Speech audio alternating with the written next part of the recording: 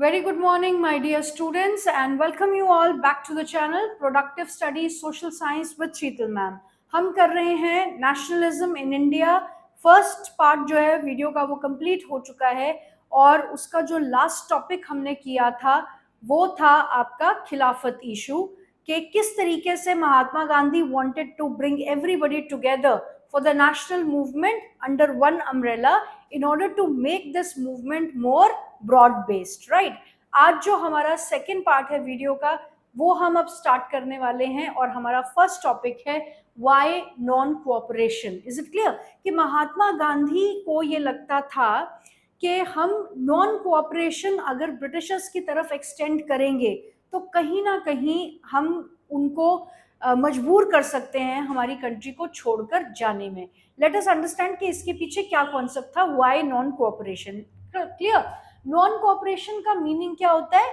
Non cooperation means I am not cooperating with you. आपके साथ मैं कोऑपरेट नहीं कर रही, आप मेरे साथ कोऑपरेट नहीं कर रहे, that is non cooperation when we don't want to work mutually together. Clear? जब हम एक दूसरे के साथ काम नहीं करना चाहते तो हम एक दूसरे को कोऑपरेट नहीं करते हैं, दैट इज नॉन कोऑपरेशन। तो नॉन कोऑपरेशन का क्या कॉन्सेप्ट था? नॉन कोऑपरेशन का ये कॉन्सेप्ट था कि आप देखिए ब्रिटिशर्स जब इंडिया आए थे तो वो पूरी की पूरी आर्मी लेकर नहीं आए थे। Is it clear? वो कोई इंग्लैंड से अपनी आर्मी लेकर नहीं आए थे, ना ही यहाँ पर कोई बैटल हुई थी कि इंडिया को कॉन्कर कर लिया गया, हमारी टेरिटरीज को एनेक्स किया, इंडिया और ब्रिटेन के बीच में कोई वॉर हुई और उस वॉर में हम हार गए और उसके बाद ब्रिटेन ने हमको कॉन्कर किया। क्लियर? सिर्फ एक सोची समझी साजिश, एक conspiracy, rather they came here as a traders. तो ट्रेडर्स ट्रेडिंग करते करते करते कब उन्होंने अपने पैर हमारे पूरे इंडिया में अपने आप को फैला दिया, अपना बेस क्रिएट कर लिया, तो वो सब कुछ किस वजह से हो रहा था? क्लियर? कि आप समझो इस बात को कि अगर इंडियंस ब्रिटिशर्स के साथ कोऑपरेट ना करते तो ना तो ब्रिटिशर्स यहाँ पर अपना जो बेस क्रिएट कर पाते इंडिया में, चाहे वो ट्रेडिंग की रेफरेंस में था, चाहे वो किसी भी रेफरेंस में था। क्लियर? धोखाधड़ी, अपने लोगों के साथ ट्रेचरी, धोखा करना और दूसरों का साथ देना, कहीं ना कहीं इंडियंस अपने आप इस बात के लिए रिस्पॉन्सिबल थे कि ब्रिटिशर्स हम पे 200 साल तक रूल कर गए। क्लियर? तो महात्मा गांधी को अब ये लगता था कि अगर इंडियंस ही ब्रिटिशर्स के साथ कोऑपरेट करना बंद कर देंगे तो उनके एडमिनिस्ट्रेटिव वर्क, उनका क्लेरिकल वर्क, उनके फाइनेंसेस, उनकी इंडस्ट्रीज सब ठप हो जाएगा और उनको अल्टीमेटली हमारी कंट्री छोड़कर जाना पड़ेगा। क्लियर? कि जब ब्रिटिशर्स जब ऑर्डर करते थे टैक्स कलेक्शन के लिए, ब्रूटल तरीके से टैक्सेस कलेक्ट करते थे, तो मारने वाला कौन होता था? लाठीचार्ज करने वाला कौन होता था? वो इंडियंस ही तो होते थे, कोई इंग्लैंड से तो सोल्जर्स नहीं लेकर आए थे ना। तो that was the concept of non cooperation, कि इंडियंस की मदद से ही ब्रिटिशर्स रूल कर पा रहे हैं हमारी कंट्री में, तो अगर इंडियंस उनके साथ कोऑपरेट करना बंद कर दें हर तरीके से तो कहीं ना कहीं ब्रिटिशर्स फोर्सफुली उन्हें हमारी कंट्री छोड़कर जाना पड़ेगा। This was the main concept behind non-cooperation. Let us see in detail. In his famous book Hind Swaraj, कब लिखी थी महात्मा गांधी ने ये बुक? 1909 में। Is it clear? Hind Swaraj book लिखी थी किसने? महात्मा गांधी ने। और कब लिखी थी? 1909। 1 mark question. Declared that British rule was established in India with the cooperation of Indians and had survived only because of this cooperation. If Indians refused to cooperate, British rule in India would collapse within a year and Swaraj would come. How could non-cooperation become a movement? तो कहीं ना कहीं महात्मा गांधी को ये लगता था कि British rule जो है इंडिया में सिर्फ इसलिए सरवाइव कर पा रहा है क्योंकि इंडियंस ही उनका साथ दे रहे हैं, और अगर इंडियंस उनको कोऑपरेट करना बंद कर दे तो ब्रिटिश रूल जो है खत्म होने से कोई नहीं रोक सकता। तो यही नॉन कोऑपरेशन को भी महात्मा गांधी ने एक टूल बना लिया लड़ने के लिए ब्रिटिशर्स के अगेंस्ट। किस तरीके से किया? Let us see that now. Gandhi ji proposed that the movement should unfold in stages. It should begin with surrender of the titles that the government awarded and boycott of civil services, army, police, court and legislative council, schools and foreign goods. Right?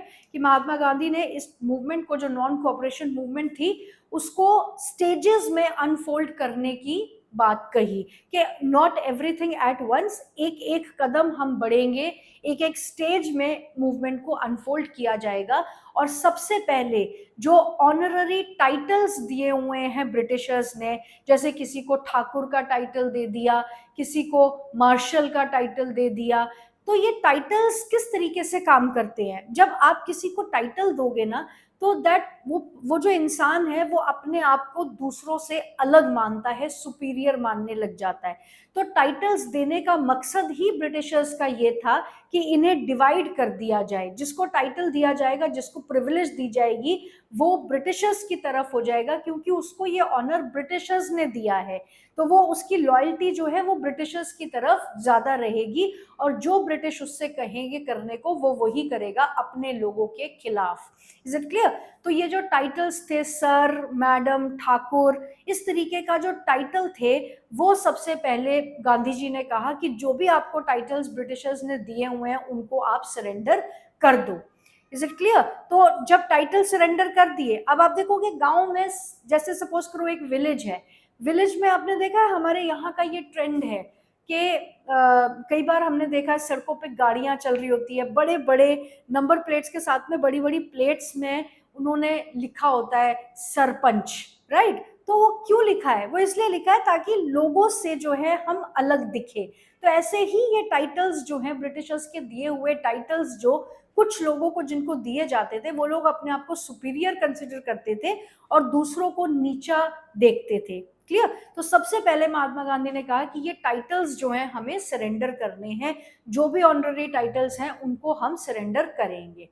उसके बाद में second step था कि आप foreign goods को boycott करो, अपना जो स्वदेशी हम कपड़ा बना रहे हैं उनको इस्तेमाल करो, जो हमारी इंडस्ट्रीज में, इंडस्ट्रीज नहीं, जो हमारे पास उस वक्त इंडस्ट्रीज थी नहीं। राइट? तो जो हमारे पास जो अपनी कंट्री में हाथ से बना हुआ मटेरियल है, आर्टिफैक्ट्स है, गांव के लोग जो बना रहे हैं, किसान जो अनाज पैदा कर रहे हैं, या किसान कॉटन जो बनाते हैं और उससे कपड़ा बुनते हैं, उनको अपनाओ और फॉरेन गुड्स को जो है कंप्लीटली बॉयकॉट करो। सिमिलरली जो लोग सिविल सर्विसेज में है, आर्मी में है, कोर्ट में है, लेजिस्लेटिव काउंसिल में है, स्कूल में है, फॉरेन गुड्स के डील कर रहे हैं, वो सारी जॉब्स जो हैं उन्हें छोड़नी पड़ेगी, क्योंकि वो सारा ब्रिटिशर्स का काम है। क्लियर? तो इस तरीके से जो भी, जिस तरीके से भी लोग ब्रिटिशर्स से जुड़े हुए हैं, वो सारे काम जो है उन्हें छोड़ने के लिए कहा गया। Then in case the government used repression, full civil disobedience campaign will be launched. सबसे पहले स्टार्ट हुआ नॉन कोऑपरेशन से, और फिर अगर गवर्नमेंट ये सब कुछ करने के बाद अगर ब्रिटिश गवर्नमेंट इंडियंस को सप्रेस करती है या मारती है या टॉर्चर करती है, तो फिर हम नेक्स्ट लेवल पे जाएंगे और नेक्स्ट स्टेप रहेगा civil disobedience, complete civil disobedience, full civil disobedience. Civil disobedience क्या होती है? सिविल मीन्स आम लोग, डिसओबीडियंस मीन्स ना मानना, आपका किसी का कहना ना मानना। तो ब्रिटिशर्स जो कह रहे हैं करने को, हम उसको कंप्लीटली डिनाई करेंगे, बहुत ही पीसफुल तरीके से उनकी बनाई लॉ, उनके बनाई पॉलिसीज को हम मानने से डिनाई करेंगे।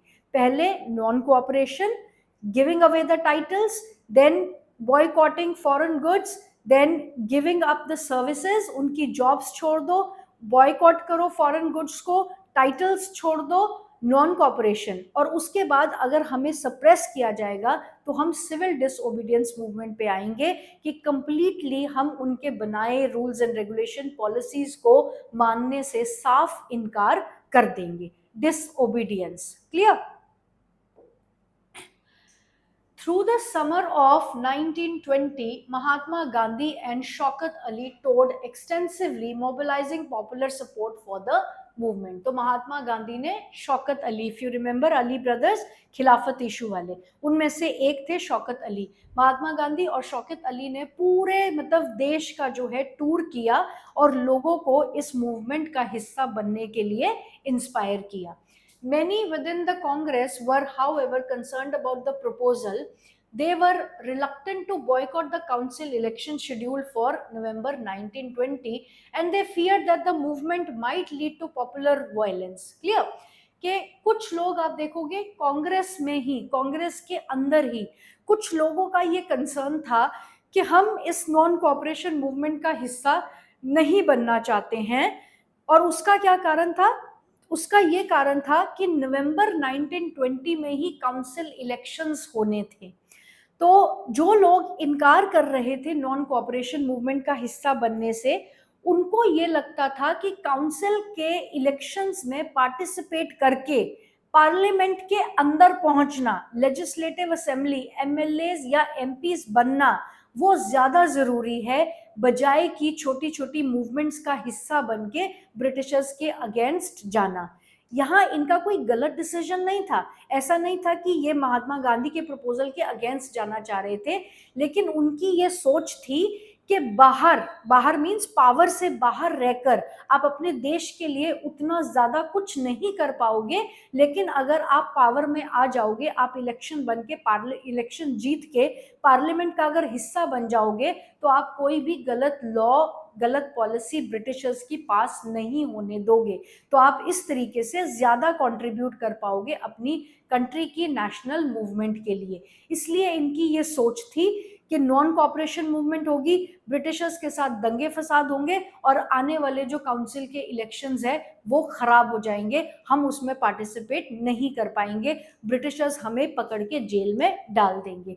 इसलिए कांग्रेस के ही कुछ लोगों की ये सोच थी कि नॉन कोऑपरेशन मूवमेंट का हिस्सा बनने से ज्यादा इंपॉर्टेंट है अभी आने वाले प्रोविंशियल इलेक्शंस पे फोकस करना। Clear? In the month between September and December, there was an intense tussle within the Congress, और इस बात को लेकर आने वाले कुछ महीनों में कांग्रेस के बीच में बहुत ज्यादा खींचतान जो बनी रही इस बात पे। For a while, there seemed to be no meeting point between the supporters and the opponents of the movement. Finally, at Congress session at Nagpur in December 1920, a compromise was worked out and the non-cooperation program was adopted. कि पहले तो इतनी argument और गहमा गहमी हो रही थी कि कोई मीटिंग पॉइंट, कोई सॉल्यूशन इसका मिल ही नहीं रहा था, लेकिन बाद में फिर कांग्रेस के जो लीडर्स रिलक्टेंट थे, उन्होंने अग्री किया महात्मा गांधी के साथ और नॉन कोऑपरेशन मूवमेंट का हिस्सा बनने के लिए वो राजी हो गए। Who participated? No. How did the movement unfolded? Who participated in it? How did different social group conceive the idea of non-cooperation movement? Is it clear? यहाँ तक समझ में आया कि टाइटल्स गिव अप करेंगे, जॉब्स गिव अप करेंगे, boycott करेंगे foreign goods को, और अगर हमें सप्रेस किया तो हम नॉन कोऑपरेशन से सेकंड स्टेप पे आ जाएंगे, वो होगा सिविल डिसोबीडियंस मूवमेंट। कांग्रेस के कुछ लीडर्स, उनकी नजर थी आने वाले प्रोविंशियल इलेक्शंस पे, वो असेंबली का हिस्सा बनकर, इलेक्शंस जीतकर असेंबली का हिस्सा बनकर पार्लियामेंट के अंदर पहुंचना चाहते थे और देश के लिए उस तरीके से कुछ करना चाहते थे।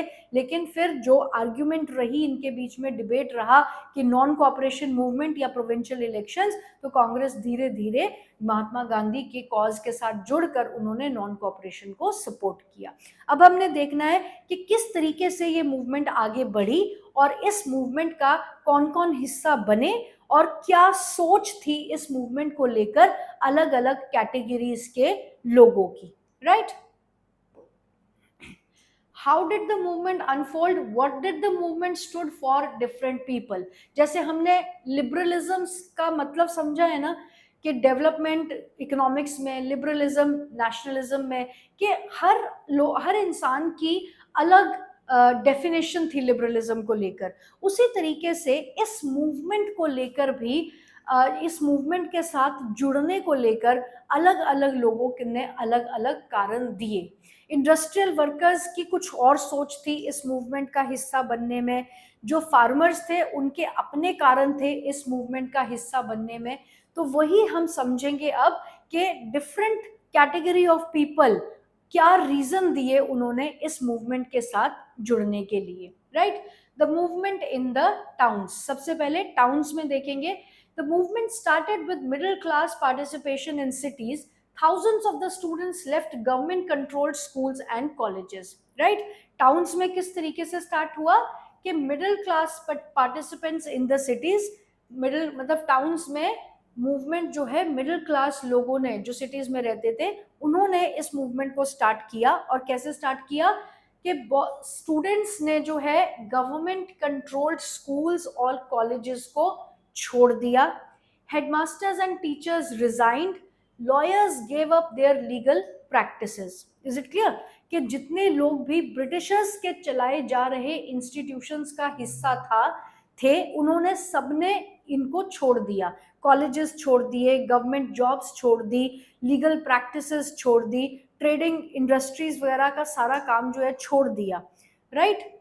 The council elections were boycotted in most provinces. और जो आने वाले काउंसिल इलेक्शन जो कांग्रेस का मुद्दा बना हुआ था उनको ज्यादातर लोगों ने मतलब ऑलमोस्ट सबने प्रोविंशियल इलेक्शंस को बॉयकॉट किया। सिर्फ एक मेड्रॉस में इन इलेक्शंस को जो है बॉयकॉट नहीं किया गया। और वहां पे क्या रीजन दिया आप देखिए, the council elections were boycotted in most provinces except Madras where the Justice Party Madras में 1 mark question, right. Justice Party ने कहा the party of non Brahmins, Justice Party जो है ये नॉन ब्राह्मण्स की पार्टी थी। इन्होंने कहा, जस्टिस पार्टी ने क्या रीजन दिया प्रोविंशियल इलेक्शंस में पार्टिसिपेट करने का, बॉयकॉट ना करने का।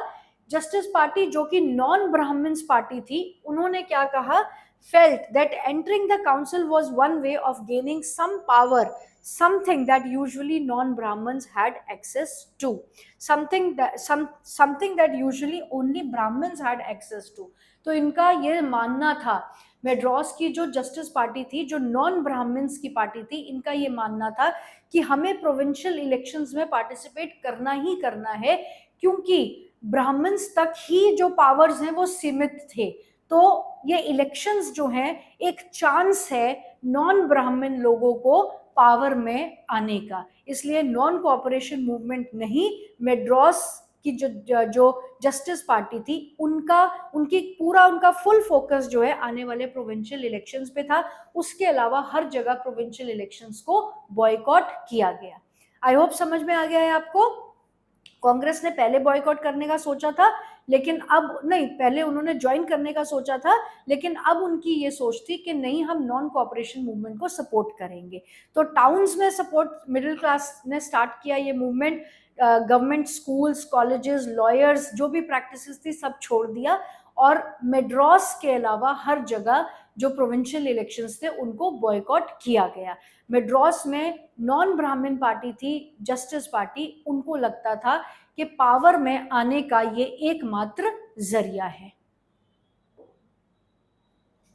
ऑन द इकोनॉमिक फ्रंट, अब आपने देखा ना पिछले पैराग्राफ में हमने पढ़ा कि बहुत सारे लोगों ने जो है जॉब्स वगैरह छोड़ दी, राइट। तो इकोनॉमिकली इस नॉन कोऑपरेशन मूवमेंट को किस तरीके से बॉयकॉट करना था।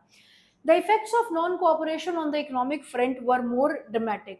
फॉरेन गुड्स को जो है बॉयकॉट किया गया।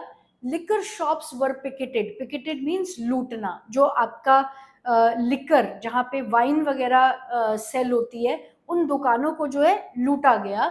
And foreign cloth was burned in huge bonfire, जितना भी इंग्लैंड से आया हुआ कपड़ा था उसको बड़े बड़े बॉनफायर्स बना के जगह जगह स्ट्रीट्स में जो है जलाया जा रहा था।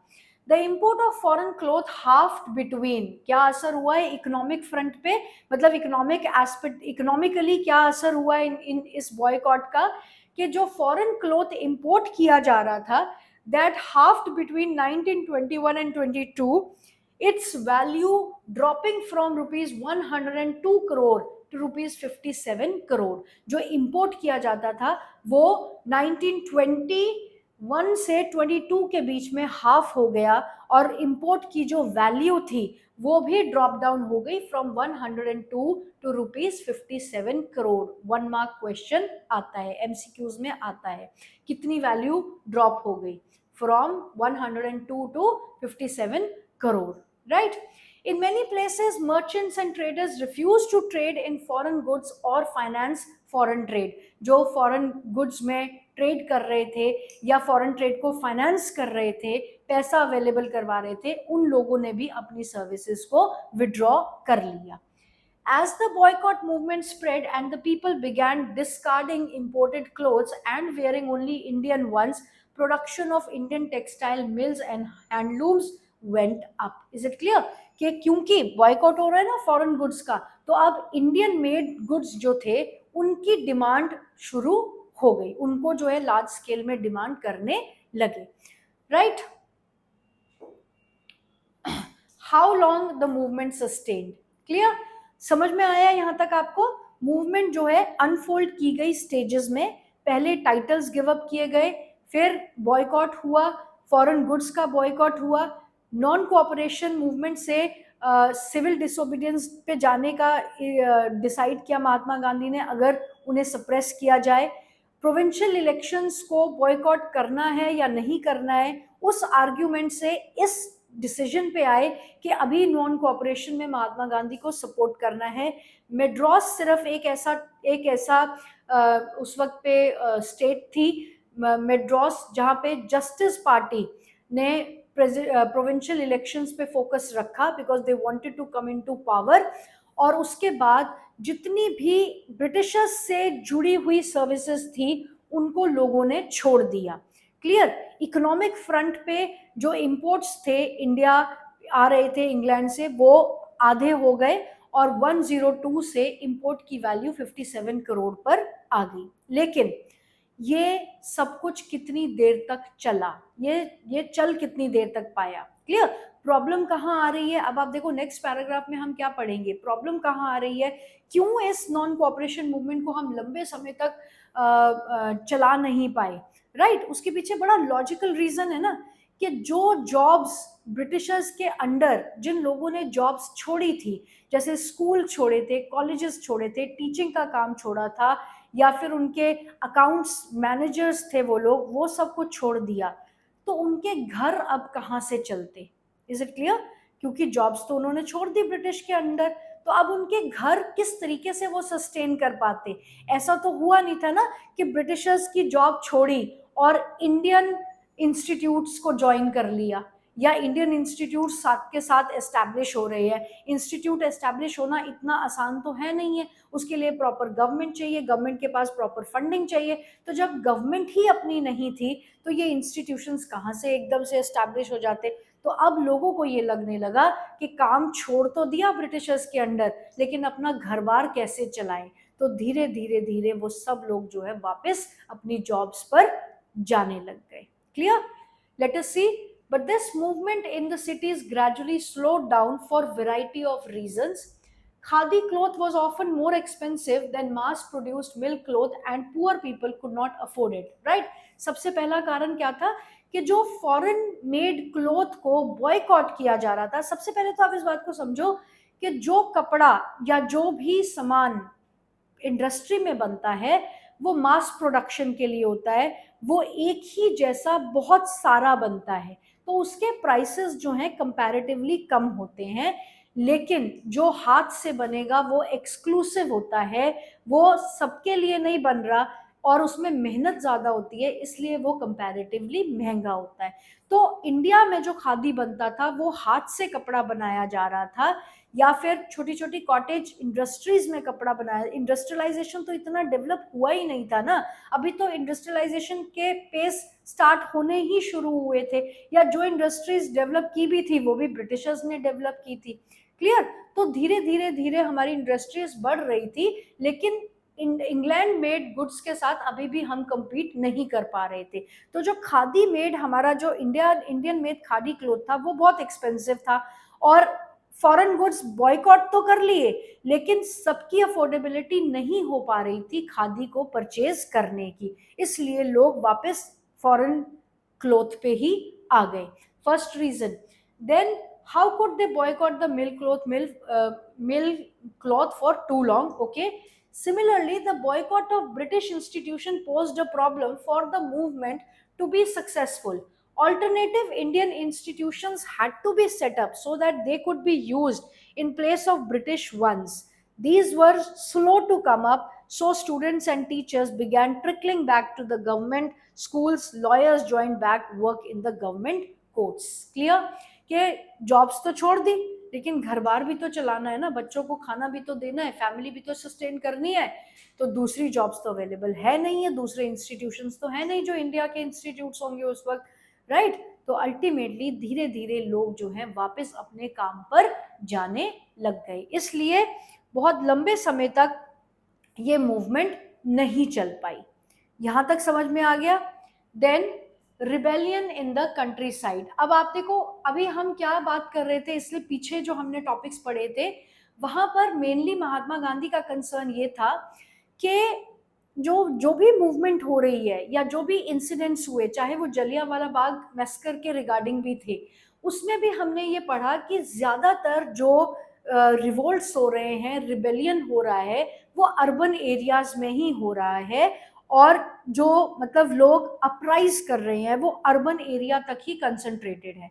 तो अब महात्मा गांधी का जो टर्न था वो अर्बन से रूरल एरियाज की तरफ जाने लगा. तो ऐसे ही कुछ रिबेलियन अब हम कंट्री साइड में देखेंगे. कंट्री साइड मीन्स कि आपके जो फ्रिंज एरियाज होते हैं, जो पेरिफेरल एरियाज होते हैं, या जिनको हम बाहर मार्जिनल एरियाज कहते हैं. क्लियर? उनके बारे में देखेंगे. तो अवध एंड गोदाम हिल के रिवोल्ट्स के बारे में हम यहाँ पर जानेंगे. और जब चैप्टर स्टार्ट हुआ था तभी ये बात आपको मैंने क्लियर कर दी थी कि रिवोल्ट्स तो हर जगह आकर कर ही रहे थे. रूरल एरियाज में भी थे, फार्मर्स के साथ भी थे, इंडस्ट्रीज के साथ भी थे, अर्बन एरियाज में भी थे, लेकिन सबके अपने अपने अलग अलग कारण थे, कोई भी एकजुट नहीं था. तो अवध और गोदाम हिल्स में हम देखेंगे कि ब्रिटिशर्स के अगेंस्ट रिवोल्ट क्यों हो रहे थे और कौन कर रहा था. 5 मार्क्स क्वेश्चन. क्लियर? पहले नॉन कोऑपरेशन, पूरा 5 मार्क्स का क्वेश्चन वो एक कंप्लीट बनता है. उसके बाद इकोनॉमिक फ्रंट, वो भी 5 मार्क्स क्वेश्चन. किस तरीके से how the movement was to be unfolded, 5 marks question. And उसका रिजल्ट या how long the movement sustained, वो भी आपका 5 मार्क्स क्वेश्चन. नेक्स्ट आपका 5 मार्क्स क्वेश्चन है rebellion in the countryside. सबसे पहले अवध.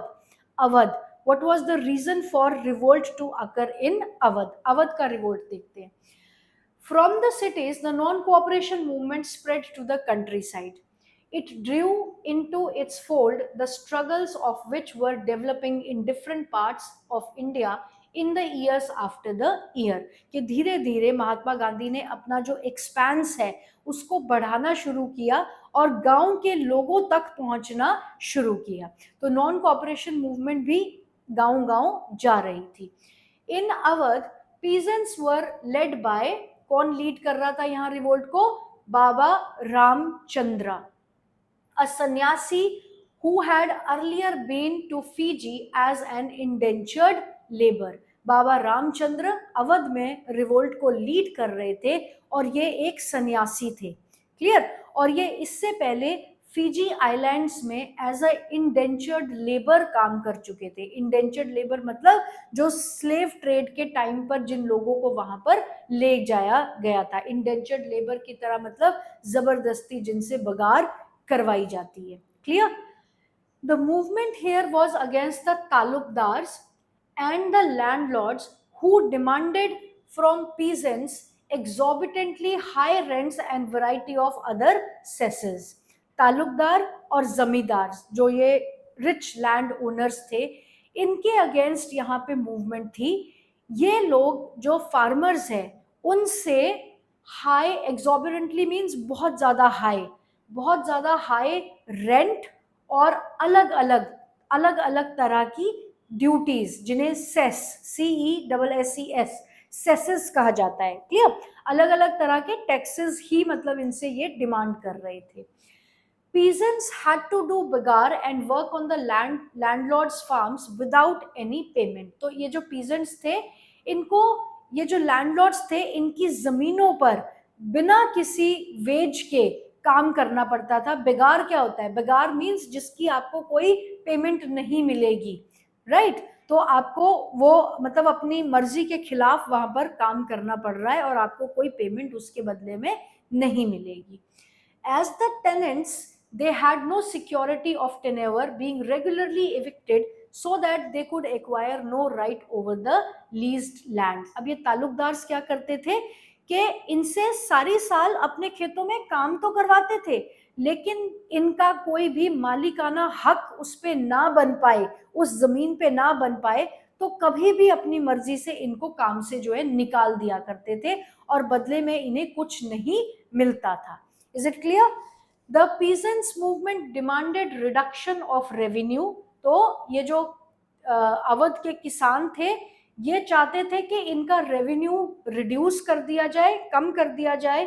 अबॉलिशन, बेगार बेगार जो सर्विस है, जो मतलब अननेसेसरी इन्हें इनकी मर्जी के खिलाफ इन्हें ताल्लुकदार और लैंडलॉर्ड्स के खेतों में जबरदस्ती जो इनसे काम लिया जाता है उसको खत्म कर दिया जाए।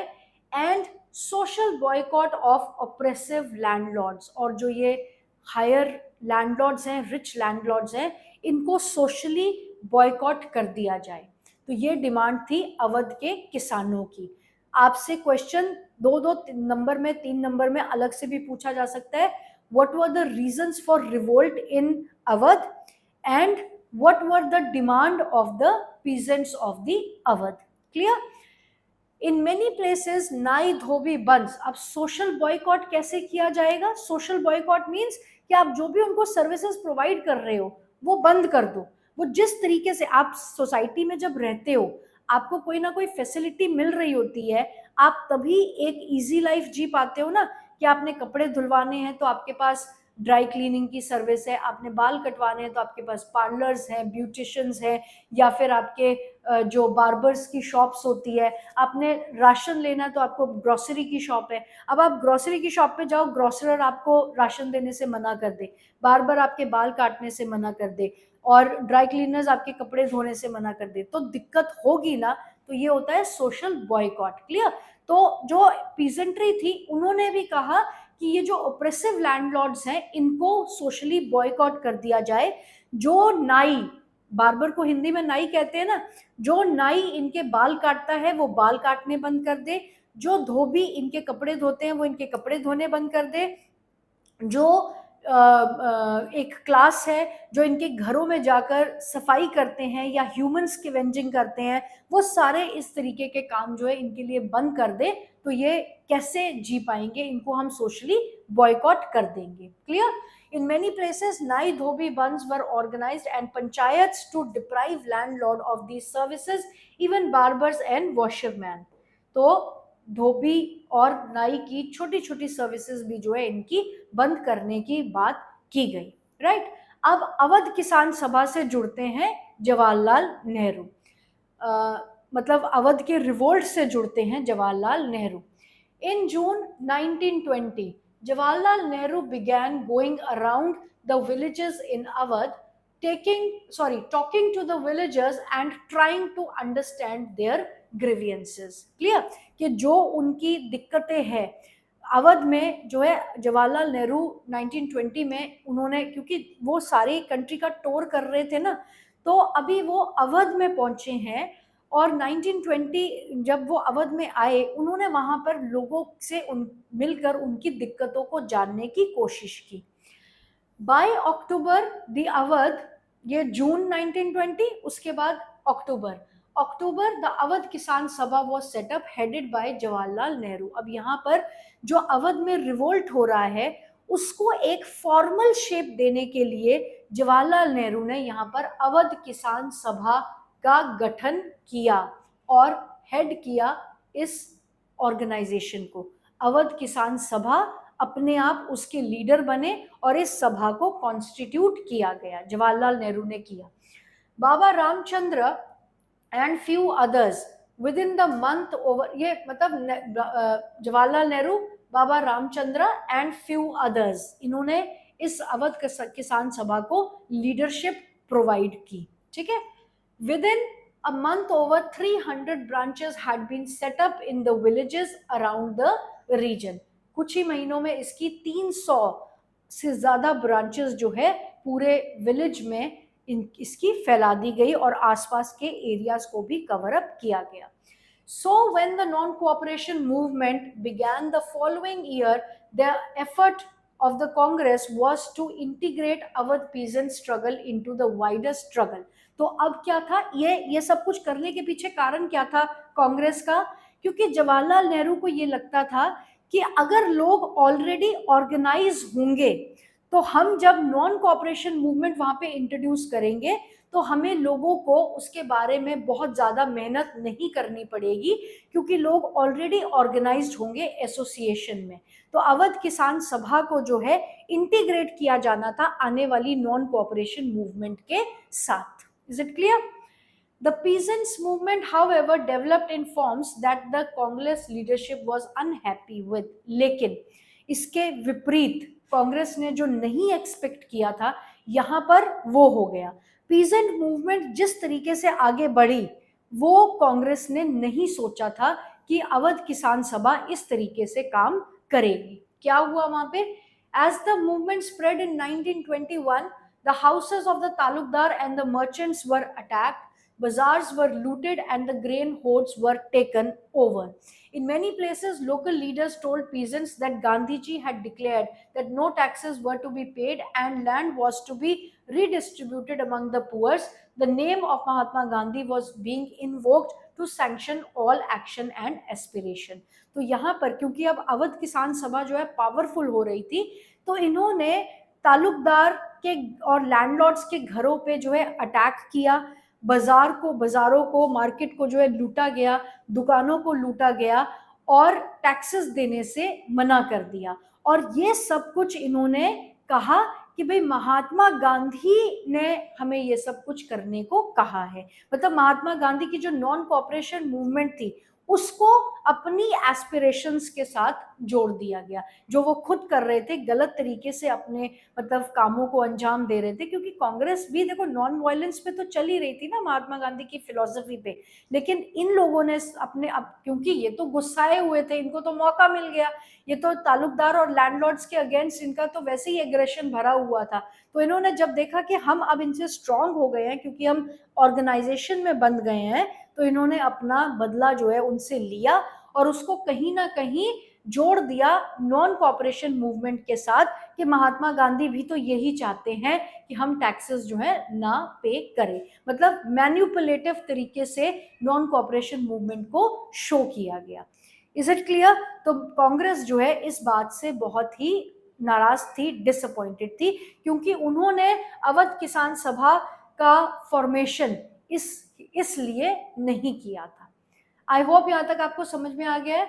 Tribal peasants interpreted the message of Mahatma Gandhi and idea of Swaraj in yet another way. तो इन्होंने अपनी ही डेफिनेशन दी महात्मा गांधी के नॉन कोऑपरेशन मूवमेंट को, एक अपने तरीके से नई डेफिनेशन दी और अपनी विल्स एंड एस्पिरेशंस जो इनकी तालुकदार के अगेंस्ट, लैंडलॉर्ड्स के अगेंस्ट इनका जो एग्रेशन भरा हुआ था उसको कहीं ना कहीं निकाला. Is it clear? ये था आपका अवध का रिवोल्ट और अवध किसान सभा की formation. Clear? Baba Ramchandra and few others in association with Jawaharlal Nehru provided the leadership here. Is it clear? 5 marks में ये आपको कंप्लीट क्वेश्चन जो है आता है. नेक्स्ट है हमारा गोदाम हिल्स का रिवोल्ट इन आंध्र प्रदेश. अब ये देखते हैं. इन गोदाम hills of Andhra Pradesh, for instance, a militant guerrilla movement spread in early 1920s. Militant guerrilla movement. Militant means attack, means मारना, लोगों को मारना वायलेंट तरीकों से. और गुरिल्ला वॉरफेयर्स क्या होते हैं? गुरिल्ला वॉरफेयर्स भी एक वॉर करने के टेक्टिक्स होते हैं जो जंगल वाले एरिया, फॉरेस्टेड रीजन्स में बहुत स्पेशल स्किल्स होते हैं ये जो फॉरेस्टेड एरियाज में अपनाए जाते हैं. गोरिल्ला क्या होता है? गोरिल्ला आपको पता ना, it is one kind of a monkey, right? तो गोरिल्ला जिस तरीके से फॉरेस्ट एरिया को बहुत अच्छे से जानता है, कहीं भी छुप जाता है, अपने एनिमीज से अपने आप को बचा लेता है, कैमोफ्लेजिंग करता है। तो उसी तरीके से ये, क्योंकि जंगल में रहने वाले लोग हैं ना, तो जंगल को इनसे बेहतर कौन जानता है। इवन मिलिट्री, आर्मी या फिर पहले वाले जो किंग्स होते थे, वो भी इन ट्राइबल लोगों का सहारा लेते थे जंगल में लड़ने के लिए। तो यहाँ पे जंगल में लड़ने के लिए स्पेशल ट्रिक्स होती है जिन्हें गोरिल्ला वॉरफेयर कहा जाता है। कहीं पर भी ये लोग छुप जाते हैं, पेड़ में नीचे आएंगे रस्सी पकड़ के और एकदम से गायब हो जाते हैं। तो जंगल के लोगों को इन तरीकों को ये बहुत अच्छे से जानते हैं, जंगल में किन ट्रिक्स के साथ लड़ा जाता है। इन्हें कहा जाता है वॉरफेयर, गोरिल्ला वॉरफेयर, राइट। तो यहाँ पे मिलिटेंट गोरिल्ला मूवमेंट स्प्रेड हो रही थी इन अर्ली 1920। अब मिलिटेंट है तो फिर उसमें वायलेंस हो रही है, right. Not a form of struggle that Congress could approve, के ऐसी स्ट्रगल जो है महात्मा गांधी या कांग्रेस की लिस्ट में नहीं थी। Here, as in other forested regions, the colonial government had closed large forest areas, preventing people from entering the forest to graze their cattle or to collect fuel wood and fruits. आपका 9th class में एक livelihood वाला chapter है forestry based, तो वहां पर हमने इसके बारे में पहले भी पढ़ा हुआ है, राइट। कि यहाँ पे जो मिलिटेंट गोरिल्ला वॉरफेयर अपना रहे थे ट्राइबल लोग, तो वो आखिर कर क्यों रहे थे। वो इसलिए कर रहे थे क्योंकि ये जो आपका जो फॉरेस्टेड एरिया है ना, इसको पहले तो ब्रिटिशर्स इसको अनसिविलाइज्ड कहते थे, जंगली एरिया मानते थे। लेकिन जब सीजन उन्होंने देखा यहाँ पे इंडिया में जो है कि समर सीजन बहुत एक्यूट होता है, विंटर्स भी बहुत एक्यूट होते हैं, और दूसरा जब इनको ब्रिटिशर्स को रेलवेज एस्टैब्लिश करने के लिए बहुत ज़्यादा लार्ज स्केल टिम्बर की ज़रूरत पड़ी ना, तो ब्रिटिशर्स जो हैं ये नॉर्थ ईस्टर्न एरियाज़ की तरफ और जो हमारी कंट्री के दूसरे बहुत ज़्यादा फॉरेस्टेड एरियाज़ हैं, इन स्टेट्स की तरफ जो है मूव करने लगे। क्लियर। तो अब इन्होंने जंगल में से जो है लकड़ियाँ इनको ब्रिटिशर्स को चाहिए थी अपनी रेलवेज एस्टैब्लिश करने के लिए, अपनी शिप बिल्डिंग्स के लिए। तो इन लोगों ने जो ट्राइबल एरिया थे, जो लोकल कम्युनिटी थी वहां की, उन लोगों को जंगल में जाना उनका बैन कर दिया गया।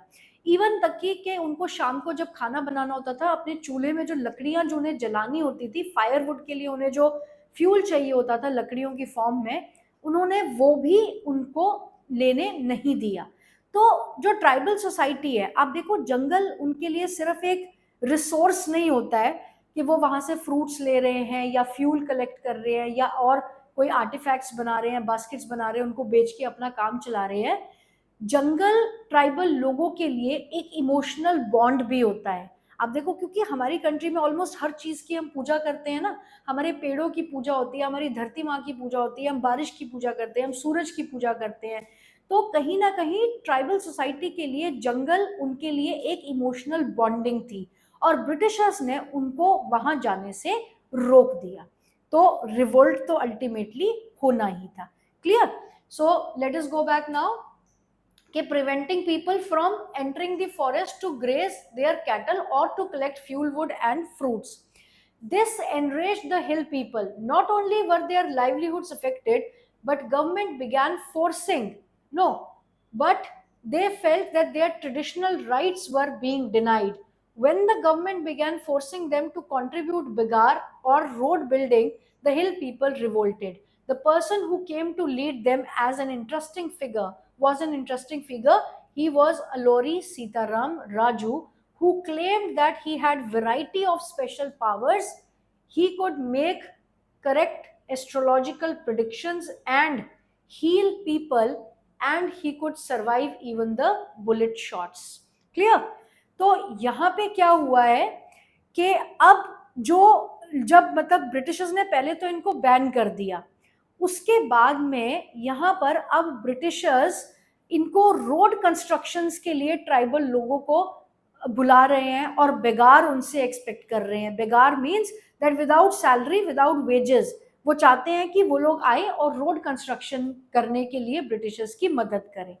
तो ऐसे में इन लोगों ने रिवोल्ट किया, ट्राइबल लोगों ने ब्रिटिशर्स के अगेंस्ट रिवोल्ट किया, और रिवोल्ट को लीड करने वाला एक बड़ा ही इंटरेस्टिंग आदमी था जिनका नाम था अलौरी Sitaram Raju.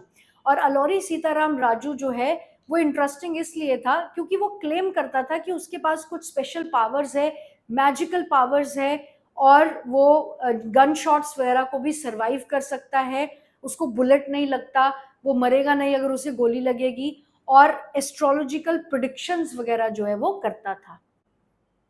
Captivated by Raju, the rebels proclaimed that he was an incarnation of God। तो ये जो यहाँ पे अलौरी सीताराम राजू है, ये लोगों को बड़ा इंटरेस्टिंग लगता था और ये लोग बिलीव भी करते थे कि इसमें कुछ ना कुछ जो है स्पेशल पावर्स है, और कुछ लोग तो इसको गॉड की इनकारनेशन ही मानते थे। तो ये जो लीडर था यहाँ पे, इसने जो है महात्मा गांधी की फिलॉसफी को बहुत ज़्यादा प्रीच किया कि महात्मा गांधी जो कह रहे हैं वो ठीक है, लेकिन साथ के साथ एक कॉन्ट्रडिक्शन भी रखी कि हम अगर अपना स्वराज अटेन करना चाहते हैं, अपनी कंट्री को इंडिपेंडेंट करना चाहते हैं, तो हमें कहीं ना कहीं ब्रिटिशर्स को मारना पड़ेगा। तो दोनों ही चीज़ों को जो है ये साथ के साथ प्रोपोगेट कर रहा था कि महात्मा गांधी की फिलॉसफी में भी बिलीव करना, नॉन वायलेंस, और साथ के साथ killing the Britishers and resorting to non-violent methods, violent methods also। क्लियर, वायलेंस भी इन्होंने प्रोपोगेट किया। तो ultimately Gudem rebels attacked police station, attempted to kill British officials and carried on guerrilla warfare for achieving Swaraj। Raju was captured and executed in 1924 and over time he became a folklore। तो ultimately जो सीताराम अलौरी राजू था उसको Britishers ने पकड़ लिया और मार दिया गया 1924 में। 1 मार्क क्वेश्चन। और बाद में जो है अलौरी सीताराम राजू की गाथाएं जो है, क्योंकि लोग तो बिलीव कर ही रहे थे ना कि he was incarnation of God, भगवान का ही रूप उसे मान रहे थे, तो उसकी जो है फोकलोर में गाथाएं बना दी गई उसकी ब्रेवरी की, डीड्स की। Is it clear? ये था आपका गोदाम हिल्स का रिवोल्ट, जो कि ट्राइबल एरियाज को गांव में ना जाने के कारण ब्रिटिशर्स के अगेंस्ट उनमें एक एंगर था, और ब्रिटिशर्स ने जब उन्हें बगार करने के लिए कहा कि आओ और सड़क बनाने में आप अपनी कंट्रीब्यूशन दो, तो उन्होंने ब्रिटिशर्स के अगेंस्ट रिवोल्ट कर दिया। So this was Gudem rebel, right. And then next आप देखेंगे स्वराज इन प्लांटेशन, जिसकी मैं अभी बात कर रही थी कि 9th क्लास में हमने लाइवलीहुड वाला चैप्टर किया था। दिस इज व्हाट वो इमिग्रेशन एक्ट जो है, लैंड इनलैंड इमिग्रेशन एक्ट, इस रेफरेंस में था। क्लियर कि नॉर्थ ईस्टर्न स्टेट्स जो थी, जो आपकी 7 सिस्टर स्टेट्स है, क्योंकि आप देखो आज भी वहाँ पे फॉरेस्ट बहुत ज़्यादा डेंस है और पूरे एरिया को हम सर्वे नहीं कर पा रहे हैं। क्लियर, आपने पढ़ा ना एग्रीकल्चर चैप्टर में, हम सॉरी रिसोर्सेज में हमने पढ़ा, फर्स्ट चैप्टर में ज्योग्राफी के। तो लेकिन ये जो नॉर्थ ईस्टर्न स्टेट्स है ये ब्यूटी के लिए बहुत नोन है, टूरिज्म पर्पज से बहुत डेवलप है। तो ब्रिटिशर्स को भी कहीं ना कहीं, पहले तो जब ये इनएक्सेसिबल एरियाज लगते थे तो ब्रिटिशर्स इनको वाइल्डरलीनेस का एक सिंबल मानते थे। क्लियर, जंगलीपन का एक सिंबल मानते थे। और क्योंकि मेनली यहाँ पे ट्राइबल सोसाइटी ही डोमिनेट करती है इस रीजन में, तो अनटच्ड थे ब्रिटिशर्स इससे। लेकिन जब यहाँ की ब्यूटी को देखा, एक्सप्लोर किया, और फॉरेस्ट के लिए उनको, टिम्बर के लिए फॉरेस्ट को यहाँ पर एक्सप्लोर करना पड़ा, तो ब्रिटिशर्स ने इसको अपना समर कैपिटल भी बना लिया था। जैसे और भी हिल स्टेशंस है ना, जैसे शिमला है, मसूरी है, दार्जिलिंग है जो नॉर्थ ईस्ट में ही आता है, वेस्ट बंगाल में आता है, डलहौजी है। तो इस तरीके से इसको भी अपना समर कैपिटल के फॉर्म में डेवलप किया और यहाँ पे अपने लग्जरी रिजॉर्ट्स बनाने शुरू कर दिए, और ये सब कुछ लोकल लोगों की मदद से। दूसरा आप देखोगे कि यूरोप की मार्केट में टी की बहुत डिमांड हो रही थी, तो टी प्लांटेशन के पर्पज से भी इस एरिया को जो है ब्रिटिशर्स को एक्सप्लोर करने की जरूरत पड़ रही थी। तो अब लैंड इमिग्रेशन एक्ट क्या था, इनलैंड इमिग्रेशन एक्ट, वो देखते हैं। Swaraj in plantation workers to had their own understanding of Mahatma Gandhi and the notion of swaraj. कि प्लांटेशन वर्कर्स जो थे, जो यहाँ के, प्लांटेशन क्या होता है, प्लांटेशन एग्रीकल्चर होता है ना, तो जिसमें एस्टेट्स में लोग काम करते हैं, प्लांटेशन जो यहाँ पे मेनली टी उगाई जाती थी, तो जो प्लांटेशन वर्कर्स थे उनका भी स्वराज जो आ रहा था, जो महात्मा गांधी ने एक स्टेप लिया था, उससे इनको भी कुछ ना कुछ उम्मीदें थी कि स्वराज जो है हमारी रेफरेंस में भी आएगा और हमारे स्ट्रगल और हमारे बुरे दिन को भी खत्म करेगा। क्लियर? तो महात्मा गांधी के स्वराज से प्लांटेशन वर्कर्स की क्या एक्सपेक्टेशंस थी? For plantation workers in Assam, freedom meant the right to move freely and in and out of the confined spaces in which they were enclosed, and it meant retaining a link with the village from which they had come. Clear? यहाँ पे जो plantation workers थे, इनको Britishers ने जबरदस्ती ये यहाँ इनसे काम लेते थे अपने प्लांटेशन एस्टेट्स पे। इनको घर नहीं जाने दिया जाता था, इनकी कोई छुट्टी नहीं थी, इनकी कोई वेजेस नहीं थी, और जब इन्होंने घर जाने की कोशिश की, क्योंकि इनका जो स्ट्रगल था, महात्मा गांधी के पिक्चर में आने से इनको एक होप जगी, और जो पहल महात्मा गांधी ने की थी कि जो टेनेंट्स खेतों में काम करते हैं, उन्हीं के खेत जो है उन्हीं की ओनरशिप में होने चाहिए। तो स्वराज प्लांटेशन के जो वर्कर्स थे, इन्हें भी लगा कि हम भी अपने घर जाएंगे और हमें भी इस तरीके से जमीनें जो है वो काम करने के लिए दी जाएगी। लेकिन ब्रिटिशर्स इनको अलाउ नहीं करते थे कि ये एक दिन की भी छुट्टी जो है इनको मिले। इनसे कॉन्टिन्यूसली बिगाड़ ली जाती थी और बहुत ही कम वेजेस पे, इक्वल टू नेग्लिजिबल वेजेस पे इनसे जो है काम लिया जाता था। Right? Under the inland immigration act of 1859, 1 mark question, 1859 में इनलैंड इमिग्रेशन एक्ट जो है पास किया गया। Plantation workers were not permitted to leave the tea garden without the permission, and in fact they were rarely given any such permission. तो inland immigration act जो आपका 1859 में आया था, इसके तहत ब्रिटिशर्स ने इनको बाउंड कर दिया था कि ये अपनी मर्जी से अपने घर नहीं जा सकते, और परमिशन तो इनको मिलती ही नहीं थी कभी भी। Right? When they heard of the non-cooperation movement, thousands of the workers defied the authorities, left the plantation and headed home. They believed that Gandhi Raj was coming and everyone would be given their land in their own villages. They, however, never reached their destination. Stranded on the way by railway and steamer strike, they were caught by the police and brutally they were beaten up to death. तो महात्मा गांधी का जो non cooperation movement थी ना, उससे इन्हें भी एक उम्मीद जगने लगी थी। जो स्वराज का कॉन्सेप्ट था, उससे इनको ये लग रहा था कि हम भी अपने घर वापस जाएंगे और हमें भी जो है हमारे ज़मीनें जो है हमारे नाम पर हमें दी जाएगी और हम भी खेती बाड़ी करके अपने परिवार का भरण पोषण, पालन पोषण करेंगे।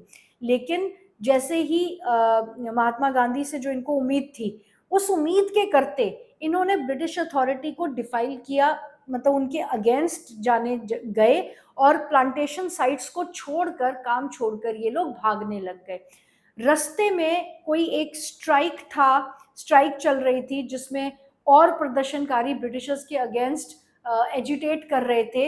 ये उस स्ट्राइक में फंस गए और ब्रिटिशर्स ने इनको पकड़कर इनको भी मार दिया। So they never reached their home.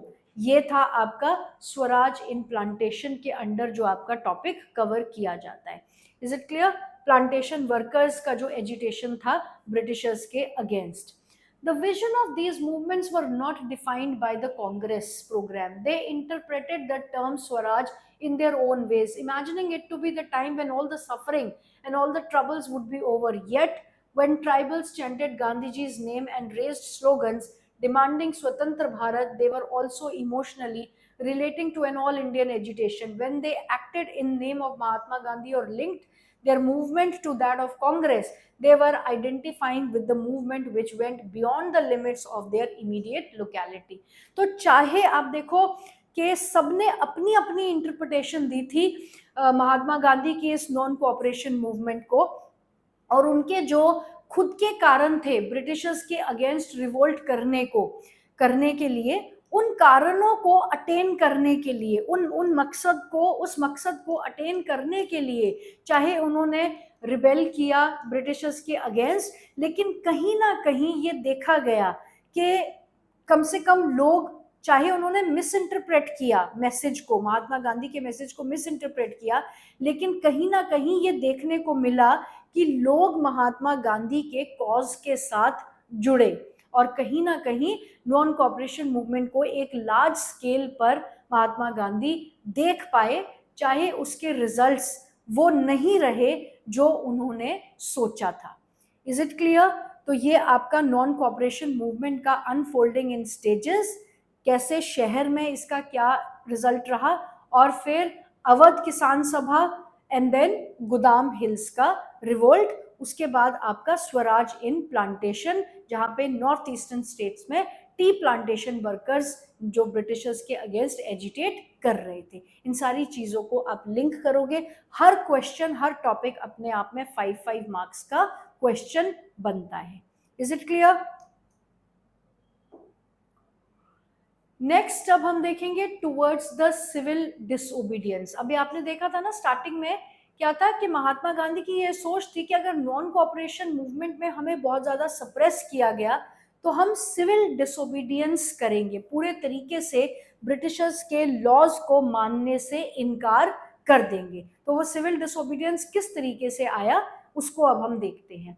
In February 1922, Mahatma Gandhi decided to withdraw the non-cooperation movement. He felt the movement was turning violent in many places and satyagrahis needed to be properly trained before they would be ready for the mass struggle. कि सत्याग्रह जो कर रहे हैं लोग उनको पूरे तरीके से अभी नॉन वायलेंस का कॉन्सेप्ट समझ में ही नहीं आया है, और पहले उनको समझना होगा कि सत्याग्रह एक्चुअली है क्या। इसलिए नॉन कॉपरेशन मूवमेंट को जो है विड्रॉ कर लिया गया, और महात्मा गांधी की ये सोच थी कि पहले सत्याग्रही को ठीक से समझना पड़ेगा कि नॉन कॉपरेशन मूवमेंट और नॉन वायलेंस तरीके से हम उसे कैसे अपने टारगेट को अटेन करना चाहते हैं। Within the Congress, some leaders were now tired of the mass struggles and wanted to participate in the elections to provincial council that had been set up by the government of Indian Act 1919. Clear?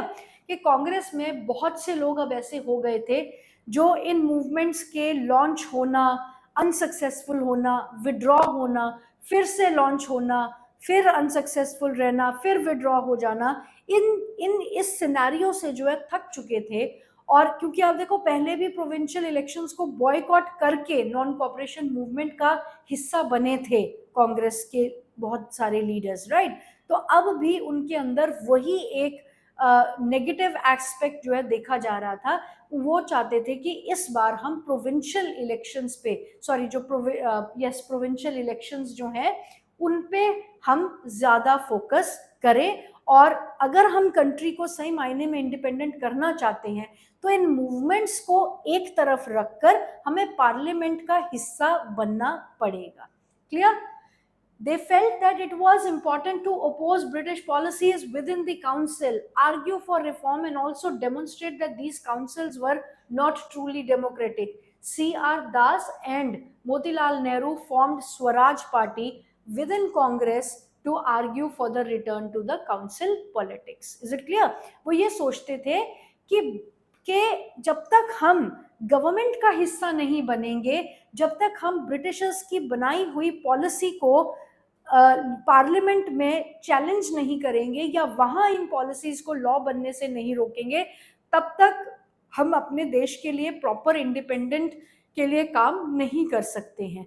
तो ये लोग देखिए उस वक्त बहुत ही young generation थी और पढ़े लिखे लॉयर्स थे मेनली इनमें सारे लोग, तो इनको ये लगता था कि हमें पॉलिटिकली भी अपने आप को एक्टिव करना पड़ेगा, ना सिर्फ रिफॉर्म्स के थ्रू, ना सिर्फ रिवोल्ट्स के थ्रू, ना सिर्फ रेवोल्यूशनरी प्रैक्टिसेस के थ्रू, बल्कि प्रोसीजरल तरीके से, एक सिस्टमैटिक तरीके से पार्लियामेंट के अंदर जाकर भी हम इंडिया के लिए फाइट करना जरूरी है। तो C.R. दास और मोतीलाल नेहरू ने ऐसे में एक नई पार्टी नहीं, नया मतलब कांग्रेस का ही हिस्सा with in Congress, Swaraj party, Swaraj party जो है कांग्रेस के अंदर ही एक बाइफर्केशन डेवलप की, जिनका मकसद था मेनली प्रोविंशियल इलेक्शंस पे फोकस करना। Clear? But younger leaders like Jawaharlal Nehru and Subhash Chandra Bose pressed for more radical mass agitation and for full independence. In such a situation of internal debate and dissension, two factors again shaped Indian politics towards the late 1920s. Clear? कि अब कहीं ना कहीं जो लोग पहले एकजुट होकर काम कर रहे हैं ना, अब उनमें कहीं ना कहीं थोड़े बहुत मतभेद देखने में मिल रहे हैं। एक ऑर्गेनाइजेशन थी पहले सिंगल कांग्रेस जो है, और महात्मा गांधी उनको लीड कर रहे हैं, लेकिन अब कहीं ना कहीं एज फैक्टर जो है वो बहुत काम करता है। क्लियर? तो जो यंग लीडर्स थे उनको ये लगता था कि हमें और स्ट्रॉन्गर तरीके से, रेडिकल तरीके से, आप रेडिकल लिबरल्स और कंजर्वेटिव्स के बारे में तो जानते ही हो ना। लिबरल्स हैं जो धीरे धीरे बदलना चाहते हैं, कंजर्वेटिव्स जो बदलना ही नहीं चाहते, और रेडिकल्स जो Swift and immediate sudden changes देखना चाहते हैं अपनी सोसाइटी में। तो जवाहरलाल नेहरू और जो सुभाष चंद्र बोस जैसे जो उस वक्त के यंगस्टर्स थे, उनको जो है रेडिकल तरीके से उन्हें लगता था कि अब हमें एफर्ट्स करने पड़ेंगे कंप्लीट इंडिपेंडेंस के लिए। Right? The first was the effect of worldwide economic depression. Agricultural prices began to fall from 1926 and collapsed after 1930. As the demand for agricultural goods fell and export declined, peasants found it difficult to sell their harvest and pay their revenue. By 1930, countryside was in turmoil. तो ऐसा आगे की जो आने वाले साल थे उसमें कुछ एक हार्डशिप्स जो हैं लोगों को फेस करनी पड़ी। उसमें आप देखेंगे कि effect of world wide economic depression जो है इस वक्त सोसाइटी में देखने को मिला, क्योंकि वॉर के बाद की सिचुएशन थी, बहुत सारी कंट्रीज इकोनॉमिकली ड्रेन हो गई थी, और इससे पहले जो राइज हुआ था इकोनॉमी में, तो अब वो डिप्रेशन आना शुरू हो रहा था वॉर के बाद के जो रेपरकशंस थे। राइट? एग्रीकल्चर प्राइसेस जो हैं वो गिर गए 1926 में और कोलैप्स कर गए 1930 तक। डिमांड जो है एग्रीकल्चर गुड्स की गिरती चली गई, एक्सपोर्ट्स डिक्लाइन हो रहे हैं, पीजेंट्स को जो है अपने प्रोडक्ट्स सेल करना और टैक्सेस पे कर पाना बहुत ज़्यादा मुश्किल लग रहा है। तो 1930 तक आप देखोगे कि कंट्री में बहुत ज़्यादा क्योटिक सिचुएशन, टर्मोइल्स मीन्स उतार चढ़ाव लोगों ने देखे, चाहे वो इकोनॉमिक फ्रंट पे थे, ज्यादातर तो इकोनॉमिक फ्रंट पे ही थे, क्योंकि पॉलिटिकली सोशली तो अभी लोगों को उनके ड्यूज मिल ही नहीं रहे थे। तो इकोनॉमिक फ्रंट पे जो है बहुत ज्यादा टर्मोइल्स देखने को मिले, जिस वजह से कंट्री में एक क्योस की सिचुएशन पैदा हो गई थी। Against this background, the new Troy government in Britain constituted statutory commission under Sir John Simon. Statutory commission मतलब एक कमीशन का गठन किया गया जो कि प्रोविजनल पर्पस के लिए बनाया गया था, जो कि Simon commission, sir John Simon के अंडर बनाया जा रहा था, और इसका नाम था Simon commission. Clear? Set up in response to the nationalist movement, the commission was to look into the functioning of the constitutional system in India and suggest changes. कि जो नेशनल मूवमेंट इंडिया में चल रही थी उसको नजर रखते हुए ये स्टैट्यूटरी कमीशन बनाया गया था, और कहीं ना कहीं जो हमारी कॉन्स्टिट्यूशनल प्रैक्टिसेस थी इंडिया में, किस तरीके से कॉन्स्टिट्यूशन बनाया जाए, उसको चेंज किया जाए, उसकी प्रैक्टिसेस मतलब ब्रिटिशर्स ने डिसाइड करना था कि इंडिया को किस तरीके से रूल हम कर सकते हैं और उनके लिए क्या कॉन्स्टिट्यूशनल प्रोविजंस हैं जो हम बना सकते हैं। तो इसके लिए ब्रिटिश मतलब इंडिया का कॉन्स्टिट्यूशन या इंडिया को गवर्न किस तरीके से करेंगे ब्रिटिशर्स, उसके लिए कमीशन बनाया जा रहा था ब्रिटेन में। इस कमीशन में कोई भी इंडियन नहीं था। लॉज बनने हैं इंडिया के लिए, रेगुलेट होने हैं इंडिया में, इंप्लीमेंट होने हैं इंडिया में, और बन रहे हैं ब्रिटेन में। क्लियर? तो ये साइमन कमीशन जो है इंडिया आना था, और इस कमीशन को लार्ज स्केल बॉयकॉट किया गया महात्मा गांधी और उनके फॉलोअर्स द्वारा। Clear? The problem was that the commission did not have a single Indian member. They were all British. When the Simon Commission arrived in India in 1928, one mark question, it was greeted with slogan, "Go back, Simon." Is it clear? तो ये सारे आपके इसमें one one mark question है. Simon commission क्यों बनाया गया, किसके अंडर कॉन्स्टिट्यूट किया गया, किस तरीके का इसका नेचर था, it was a statutory commission, और इसका पर्पस क्या था. क्लियर? तो जब साइमन कमीशन इंडिया आया 1928 में, साइमन कमीशन के आगे बड़े बड़े फ्लैग्स लेकर हर जगह पे धरना प्रदर्शन किया गया. जैसे ही दिल्ली में ये एंटर किया तो इनको जो है ब्लैक ये पटके बाजू में बांध के, ब्लैक फ्लैग्स और ब्लैक प्लेकार्ड्स में बड़ा बड़ा लिखा हुआ था, "गो बैक साइमन." इस तरीके के नारों से जो है इनको रोका गया दिल्ली में. All parties, including the Congress and Muslim League, participated in the demonstration in an effort to win them over. The Viceroy Lord Irwin announced in October 1929 a vague offer of dominion status. Clear?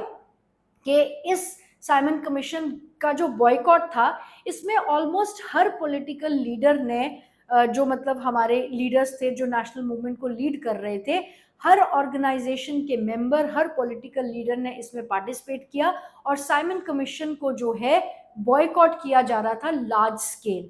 इस सारी situation को संभालने के लिए Lord Irwin ने एक बड़ी ही वेग सी ऑफर जो है, वेग मतलब like not very serious kind, right, एक वेग सी ऑफर इंडिया को दे दी कि इंडिया को जो है हम डोमिनियन स्टेटस देने का वादा करते हैं for Indian in an unspecified future, कि हमें नहीं पता कब देंगे लेकिन एक डोमिनियन स्टेटस देने का जो है प्रॉमिस कर दिया गया. And a round table conference to discuss the future constitution. This did not satisfy the Congress leader. The radicals within the Congress led by, आगे अभी देखते हैं, तो इसके लिए राउंड टेबल कॉन्फ्रेंस भी रखे जाने की बात कही लॉर्ड एरविन ने कि हम डोमिनियन स्टेटस भी देंगे और इस पे बातचीत करेंगे एक राउंड टेबल कॉन्फ्रेंस के थ्रू, लेकिन कोई भी डेट और टाइम उसके लिए फिक्स नहीं किया गया. और कांग्रेस के जो लीडर्स थे वो इस बात पे कन्विंस नहीं थे. Clear? Led by Jawaharlal Nehru and Subhash Chandra Bose became more assertive. तो ये क्योंकि आप देखिए इसको कहा ही वेग ऑफर गया है, तो कोई सीरियसनेस नहीं थी इस ऑफर में. ये सिर्फ साइमन कमीशन का जो बॉयकॉट है उसको रोकने के लिए लॉर्ड एरविन ने चलते फिरते तरीके से, बड़े ही कैजुअल तरीके से एक बात जो है वो लीडर्स के सामने रखी. लेकिन जवाहरलाल नेहरू और जो सुभाष चंद्र बोस जैसे बड़े ही रेडिकल सोच वाले लीडर्स थे, वो इस बात से कंप्लीटली नाराज थे और कोई कन्विंस वो नहीं हुए इस बात पे.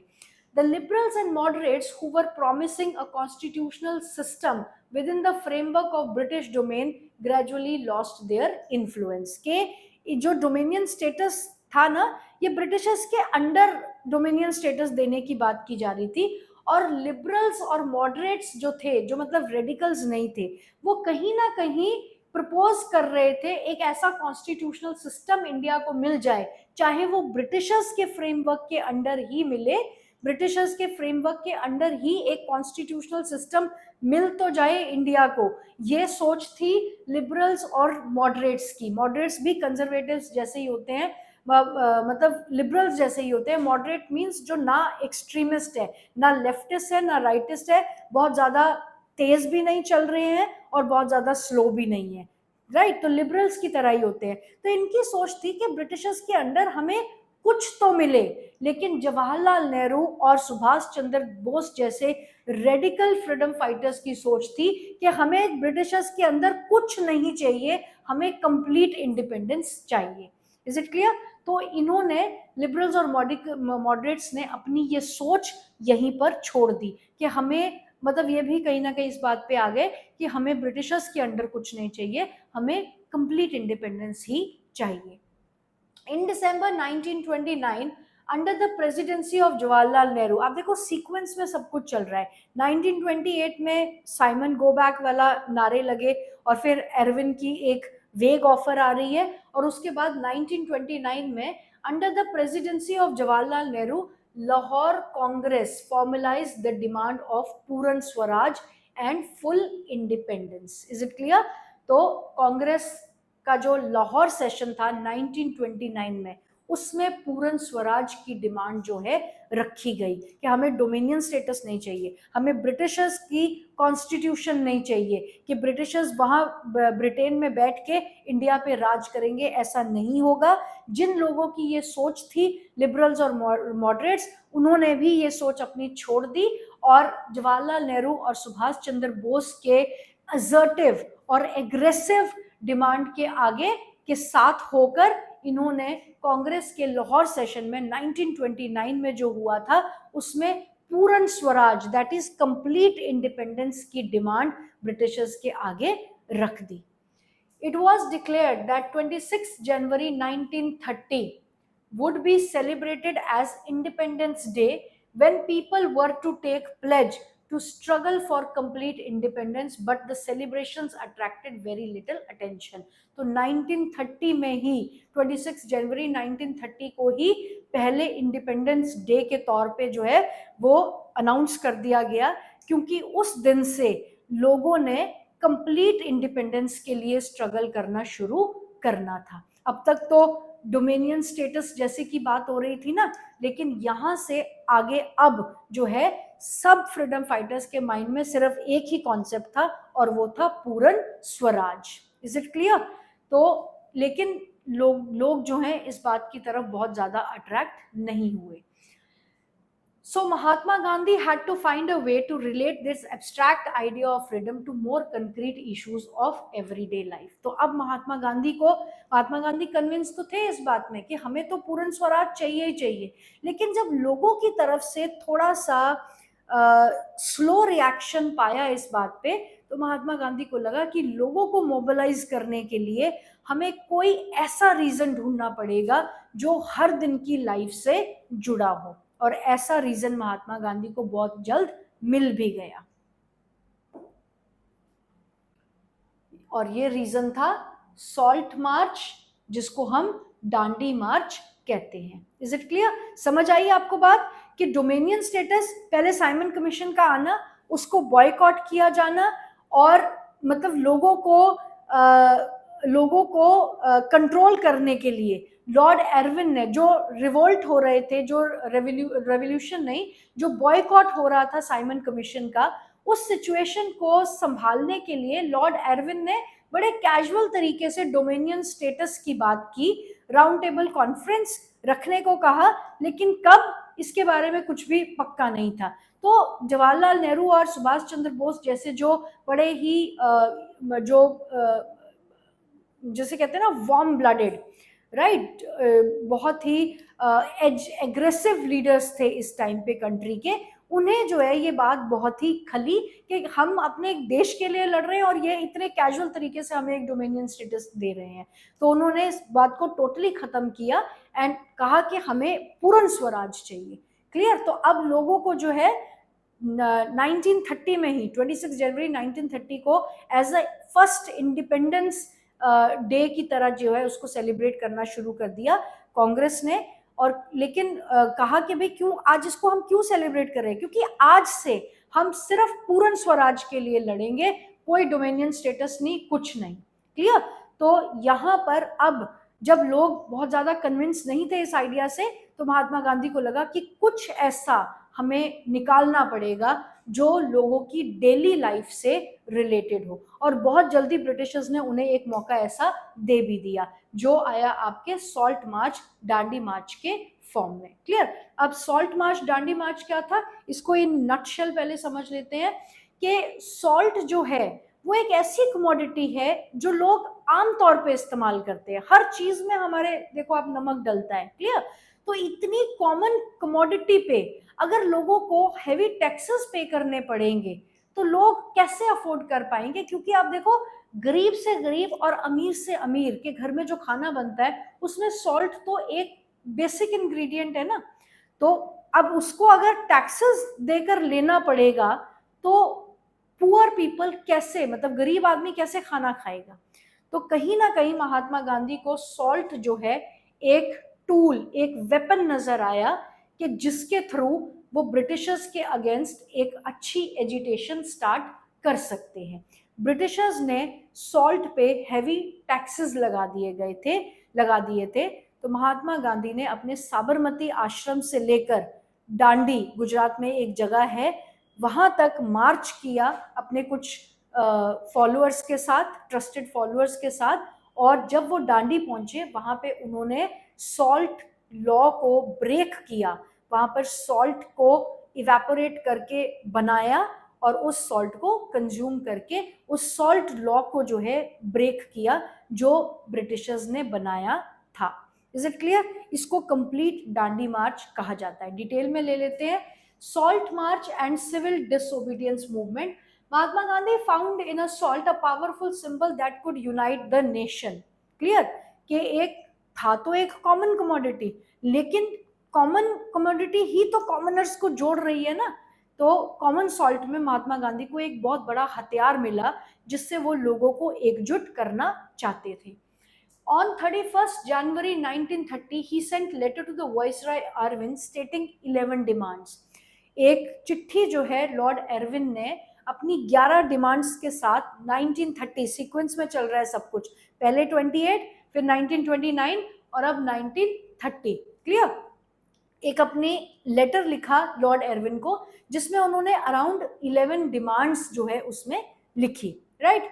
Some of these were general interest, others were specific demands of different classes from industrialist to the peasants.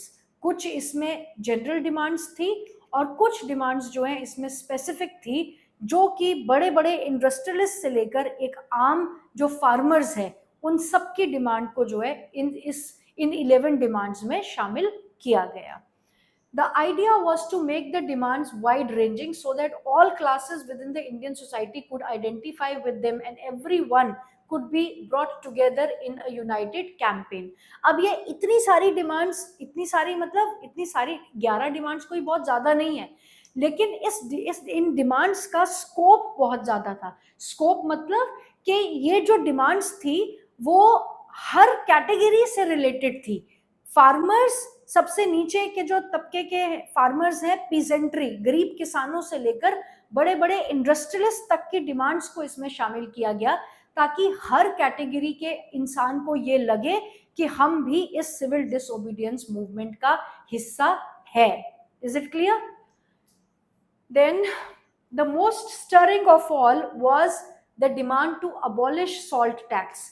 Salt was something consumed by the rich and the poor alike and it was one of the most essential items of the food. और इन 11 demands में से जो सबसे strong demand थी वो थी salt tax को खत्म कर दिया जाए, क्योंकि सॉल्ट जैसे मैंने पहले बताया हर इंसान कंज्यूम करता है, चाहे वो रिच से रिच है, चाहे वो पुअर से पुअर है। और अमीर तो चलो फिर भी टैक्सेस देके ले लेगा, लेकिन गरीब इंसान कहाँ से हर दिन टैक्स लेकर सॉल्ट लेगा, जिस सॉल्ट को उसने, कुछ लोग तो इतने गरीब होते हैं कि बेचारे खाते ही नमक के साथ है रोटी, तो वो कहाँ से अफोर्ड कर पाएंगे। भाई अब सॉल्ट भी उनकी अफोर्डेबिलिटी से बाहर हो जाए कि उस पर भी उनको टैक्सेस देने हैं, राइट? तो सॉल्ट टैक्स जो है अबॉलिश करने की डिमांड रखी गई। The tax on salt and the government monopoly over its production, Mahatma Gandhi declared, revealed the most oppressive face of the British rule.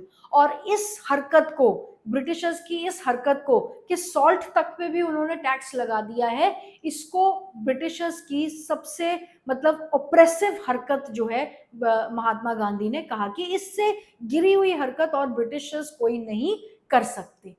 Mahatma Gandhi's letter was in a way an ultimatum. If the demands were not fulfilled by 11th March, the letter stated the Congress would launch a civil disobedience campaign. तो महात्मा गांधी का जो ये letter था जिसमें 11 demands थी, ये एक तरह से महात्मा गांधी की तरफ से अल्टीमेटम था, जैसे वार्निंग होता है ना, वार्निंग लेटर था कि अगर हमारी डिमांड्स को पूरा नहीं किया गया तो हम 11th मार्च के बाद एक complete civil disobedience movement campaign जो है लॉन्च कर देंगे। और सिविल डिसोबीडियंस का मतलब है कि आपके रूल्स एंड रेगुलेशंस वो आप ही मानो, हम तो उसे पूरे तरीके से नकारते हैं। Is it clear? Irwin was unwilling to negotiate, जाहिर सी बात है, Irwin, why would Irwin be willing to negotiate on this? तो वो नहीं मानना चाहता था और बातचीत भी नहीं करना चाहता था इन डिमांड्स के बारे में। So Mahatma Gandhi started his famous salt march accompanied by 78 of his trusted volunteers, जो अपने आप 78 लोग जो अपने आप महात्मा गांधी के साथ आगे आए और दांडी मार्च में उनका साथ दिया। The march was over 240 miles, 240 मील लंबा, Gandhi ji's ashram in Sabarmati to Gujarat coastal town Dandi. Is it clear? 28 miles, 78 trusted volunteers, 240 miles लंबा जो रास्ता था, गांधी जी का आश्रम साबरमती आश्रम से लेकर दांडी जो एक कोस्टल टाउन है गुजरात में, वहां तक ये यात्रा, पद यात्रा जो है चलनी थी। Thousands came to hear Mahatma Gandhi whenever he stopped, wherever he stopped, and told them what he meant by Swaraj and urged them to peacefully defy the British on 6th April. Clear?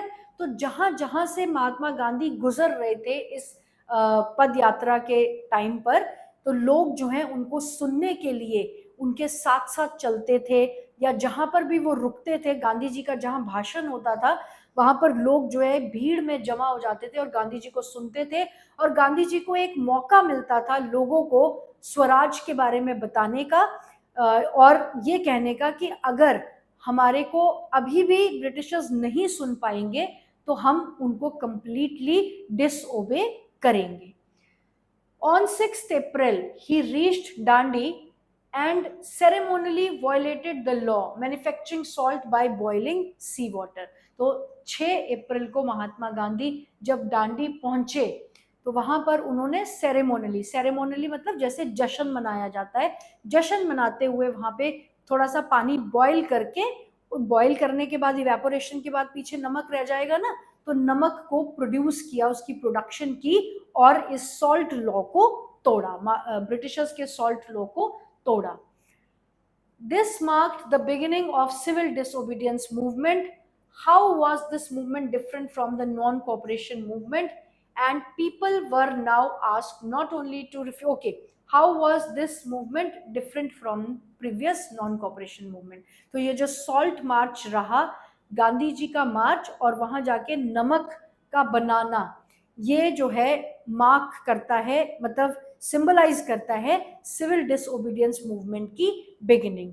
अब जब civil disobedience start हो गई है तो हमें और questions का answer देना है कि civil disobedience movement non cooperation movement से कैसे डिफरेंट थी। Is it clear? अब लोग इससे भी जुड़े, क्यों जुड़े, किन कारणों से जुड़े, जुड़े रहे या फिर विड्रॉ कर लिया या जुड़े ही नहीं, अब हम उस एस्पेक्ट को देखेंगे कि सिविल डिसोबीडियंस मूवमेंट का क्या रहा।